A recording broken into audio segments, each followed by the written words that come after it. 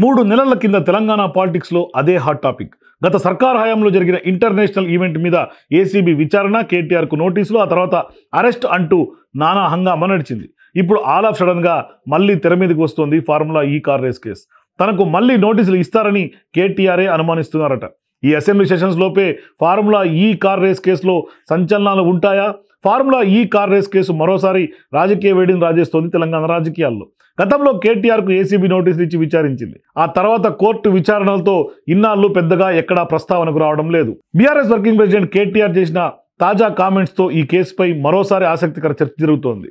BRS వర్గాలను కూడా ఆందోళనకు గురి చేస్తోంది. ఈ అసెంబ్లీ బడ్జెట్ సెషన్స్ లోపే తనకు నోటీసులు ఇచ్చేందుకు ఏసీబీ సిద్ధమవుతోందని కేటీఆర్ అనుమానం వ్యక్తం చేయడం హాట్ టాపిక్గా మారుతోంది. ఈసారి విచారణతో పాటు కేటీఆర్ అరెస్టు కూడా ఉంటుందన్న ప్రచారం బీఆర్ఎస్ వర్గాలను తీవ్ర ఆందోళనకు గురి చేస్తోందట. గులాబీ పార్టీ సిల్వర్ జూబ్లీ వేడుకలకు సిద్ధమవుతున్న వేళ ఈ కార్ రేస్ కేసు ఏ మలుపు తీసుకుంటుందోనన్న ఉత్కంఠ కొనసాగుతోంది. ఫార్ములా ఈ కార్ రేస్ కేసులో ఈ వ్యవహారంలో పెద్ద ఎత్తున అవినీతి జరిగిందని, నిబంధనలకు విరుద్ధంగా కోట్ల రూపాయలను విదేశాలకు తరలించారని కాంగ్రెస్ ప్రభుత్వం ఆరోపిస్తోంది.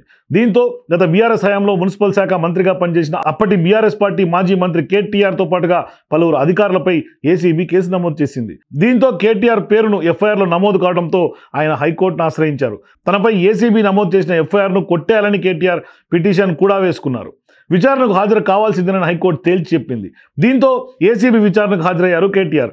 ఇదే సమయంలో ఈడీ కూడా ఈ కార్ రేస్ కేసుపై కేసు నమోదు చేయగా ఎన్ఫోర్స్మెంట్ డైరెక్టరేట్ విచారణకు కూడా హాజరై అధికారులు అడిగిన ప్రశ్నలకు సమాధానం చెప్పారు కేటీఆర్. ఆ తర్వాత వ్యవహారం అంతా సైలెంట్ అయిపోయింది. ఇప్పుడు మరోసారి తనకు ఏసీబీ ఈడీ నోటీసులు ఇచ్చేందుకు రెడీ అవుతుందని కేటీఆర్ చెప్పడం ఆసక్తికరంగా మారింది. అసెంబ్లీ బడ్జెట్ సమావేశాల్లోపే తనకు నోటీసులు ఇచ్చి విచారణకు మరోసారి పిలుస్తారని కేటీఆర్ భావిస్తున్నారట.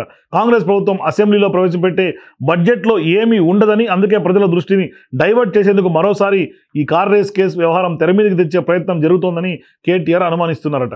అంతేకాదు తనను అరెస్ట్ చేసినా ఆశ్చర్యపోవక్కర్లేదని ఆయన చెప్తున్నారు. ఇలా కేటీఆరే ఇప్పుడు ఈ అంశాన్ని లేవనెత్తి తనకు మళ్ళీ నోటీసులు ఇస్తారని చెప్పడం వెనుక ఆంతర్యం ఏమై ఉంటుందన్న చర్చ రాజకీయ వర్గాల్లో బలంగా జరుగుతోంది. ఈ నెల 16 నుంచి 27 మధ్యలో ఎప్పుడైనా తనకు ఏసీబీ నోటీసులు ఇచ్చి విచారణకు పిలుస్తుందని కేటీఆర్ డేట్స్తో సహా చెప్పడంతో అరెస్టుపై ఆయనకు పక్కా సమాచారం ఉందన్న టాక్ వినిపిస్తోంది.